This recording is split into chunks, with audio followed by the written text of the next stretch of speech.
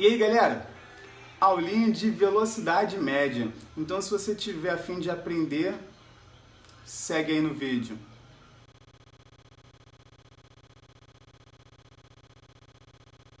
Então, quando a gente fala de velocidade média, a gente tem que trazer dois pontos que a gente já comentou anteriormente aqui. Beleza? Quais são esses pontos? Posição e tempo. Vamos lá. Inicialmente, esse carrinho ele está na posição que é 10. Beleza? E essa posição que é 10 é a posição inicial. Quando ele se desloca, ele vai dessa posição inicial para uma posição final. Que posição final é essa? É a posição 50. Então, se ele muda de posição, ele está se deslocando, ele está se movimentando. E quanto que ele se deslocou, quanto que ele se movimentou aí? O valor é 40, né? Então, 40 indo. Wallace, por que 40? Porque quando fizer o cálculo de deslocamento, né, a posição final menos a posição inicial, vai ser 50 menos 10. Então, vamos lá, 50 menos 10, isso é equivalente a 40. E quando é 40 positivo, isso vai dar uma velocidade positiva pra gente porque ele está indo, beleza? Agora, se a gente tiver com a setinha apontada para trás, ele vai estar voltando, beleza? Ele vai voltar. E para a gente calcular esse deslocamento, a gente vai ter um procedimento igual, só que com valores invertidos. Por quê? No movimento de ida, né, ele estava no 10 e saiu, foi para o 50. Agora ele está no 50 e vai para o 10. Então, enquanto ele está indo, o outro ele volta. Então, na posição final dele vai ser 10, enquanto a posição inicial dele aqui vai ser 50. Então, na volta, a posição inicial sendo 50, vai ficar 10 menos 50, que vai dar menos 40.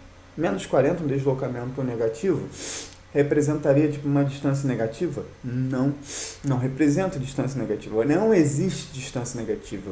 Deslocamento negativo é simplesmente, ele vai se deslocar 40 indo ou 40 voltando. Só que o negativo é simplesmente para a gente dizer que a gente está no sentido contrário. Beleza? Positivo e negativo.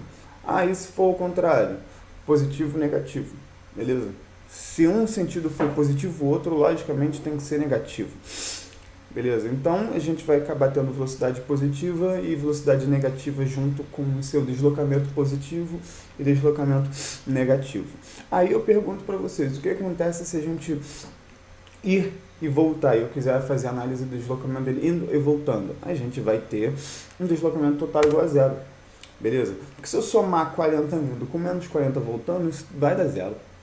Beleza? Ou se a gente, por exemplo, fizer o cálculo de qual é a posição final dele, é 10. Qual é a posição inicial dele? 10. 10 menos 10 tem que dar 0. Beleza? Vai dar para o mesmo lugar. É um exemplo, por exemplo, é você andando, correndo com pressa, acertou o teu dedo mindinho do pé na parede, no batente da porta e você deslocou ele. Beleza? Aí você pega, puxa ele para ele voltar para o lugar onde ele estava. Então, quando você bateu, ele deslocou. Quando você puxou, você redeslocou ele, né? Você voltou com ele para o lugar. Então, vamos supor, 2 centímetros para frente, 2 centímetros para trás. É negativo. Então, 2 com menos 2 era, ele voltou para o lugar. Beleza? É claro, não estou dizendo que isso é a maneira mais correta de você fazer, mesmo porque o ato de você deslocar um dedo quebrado, por exemplo, sem saber se ele está deslocado ou não, pode ser prejudicial. Longe disso. Mas pensa comigo, índio e víndio. Beleza? Trevas e luz. Tudo é graça. E aí, vamos lá. Indo e víndio. Beleza? E eu sei que isso é uma piada muito ruim, muito sem graça, e eu sei que isso é muita palhaçada. Mas vamos lá. Quando a gente fala de velocidade média, a gente não conta só o deslocamento efetivo que ele está falando, a gente fala também do intervalo de tempo que vai demorar para ele sair de um lugar e chegar no outro, beleza? E isso representa a seguinte característica, deslocamento sobre o tempo, beleza? Que características são essas, Wallace? Vamos lá. Quanto maior for esse deslocamento, né, maior vai ser a velocidade. Quanto menor for esse intervalo de tempo, maior vai ser a velocidade. Deslocamento e velocidade, os dois crescem juntos, são diretamente proporcionais. Tempo e velocidade, os dois não crescem juntos, eles são inversamente proporcionais, beleza? Então é isso. Vamos agora fazer uma análise simplista aqui sobre a aplicação, né, dessa conta. Que é uma aplicação simplesmente, você pode fazer essa conta pelo celular. Mas vamos lá, eu tenho aqui 6 cidades. Pelotas, Canguçu, Piratini, Bagé, Erval e Jaguarão. E eu tenho três velocidades, 60, 80 e 100. Beleza? Eu vou fazer uma conta aqui, que é o que está escondido nessas caixinhas azuis, para calcular o tempo. Se eu vou calcular a velocidade dividindo a distância sobre o tempo, para calcular o tempo, eu vou calcular a distância sobre a velocidade. Beleza? Então, como é que eu faço para calcular isso? Eu vou pegar essa distância entre uma cidade e dividir por essa velocidade. Então, esse cara aqui, né, é esse par. Essa distância por essa velocidade. Beleza? Então, à medida que eu vou mudando a velocidade, eu vou alterando o tempo. À medida que eu vou mudando a distância, eu vou mudando também o tempo. Então, por que eu quero isso? Eu quero que vocês entendam qual é a relação, né, de proporcionalidade entre um e o outro. Se eu aumentar a velocidade, eu tenho que diminuir o tempo. Quanto mais rápido eu tiver num carro, mais rápido eu vou chegar. Beleza? Então, vamos lá. Primeira cidade. De Pelotas para Canguçu, 54,9 km, uma velocidade de 60. Isso vai nos dar 0,92 horas. Beleza? Quase uma hora. Se eu aumentar essa velocidade para 80, o tempo tem que diminuir. E diminuiu para 0,69. E se eu diminuir aqui, ó, a velocidade se eu aumentar a velocidade para 100, eu vou diminuir o tempo. Quase meia hora, 0,55 horas. Agora, se eu fizer aí, ó, a cidade de Piratini, eu aumento a distância. Se eu aumento a distância, o tempo tem que ser maior. Então, nessa caixa aqui, ó, nessa primeira caixa aqui, da primeira linha, da segunda linha, eu tenho uma distância que é 94,8, uma velocidade 60.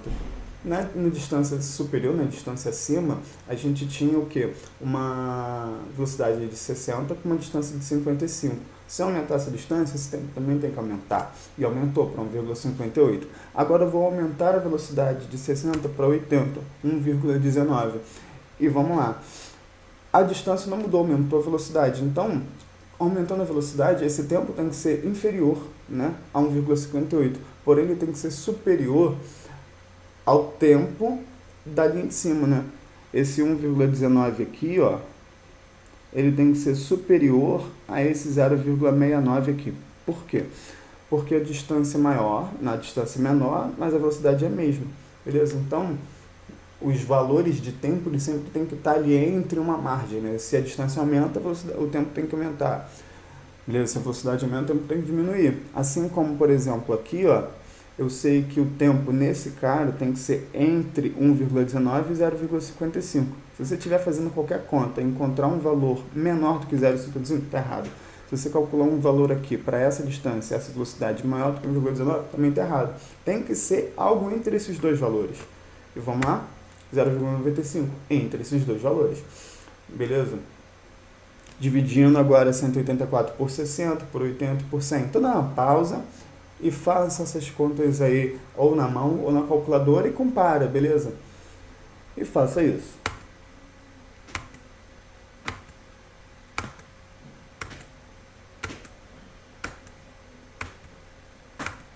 Beleza? Fez todas as contas, bateu certinho? Pô, ótimo. Não conseguiu? Dá uma tentada de novo, volta. E vamos lá.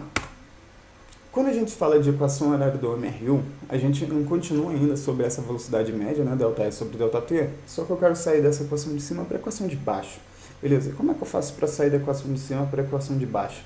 Eu tenho que simplesmente fazer uma manipulação algébrica. Eu já conheço na matemática que se eu dividir um número por 1 é igual a ele mesmo. Então, V sobre 1 dá V.